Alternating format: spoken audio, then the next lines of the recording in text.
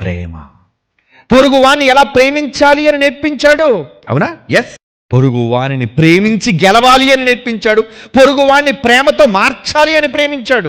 అంటే ప్రేమ ద్వారా ఏం జరుగుతుంది? ఎదుటివాడిలో ఉన్న దుష్టత్వాలను చంపగలవు, ఎదుటివాడిలో ఉన్న దుర్మార్గతను హతమార్చగలవు. ఆయుధంతో నువ్వేం చేస్తావు?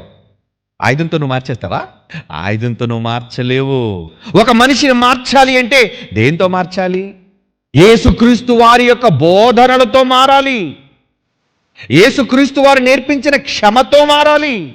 ఒక మనిషిలో మార్పు రావాలి అంటే యేసు మాట వాడు వినాలి, యేసు మాట వాడు అనుసరించాలి. ఆ మాట ఎవరిది? దేవుడిది. అంటే ఈ ప్రేమ చూపించమని, ఈ సహనాన్ని చూపించమని పరలోకమందున్న తండ్రి కలిగి ఉన్నాడు గనుక, ఆ ప్రేమ, ఆ సహనం కలిగి ఉన్నాడు గనుక మనకి నేర్పించాడండి. కుమారుడి ద్వారా, కుమారుడు చేసే ప్రతి క్రియ వెనక ఉన్నది ఎవరు? పరలోకమందున్న జన్మనిచ్చిన తండ్రి.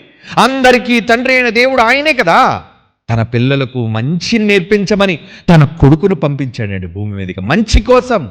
ఆ మంచి నీ వాళ్ళకే చేయమన్నాడా? ఆ మంచికి మతం లేదండి, ఆ మంచికి కులం లేదండి, ఆ మంచికి ప్రాంతం లేదండి. ఆ ప్రేమకి ఏం కులం ఉంది చెప్పండి? ప్రేమకు కులం ఉంటుందా?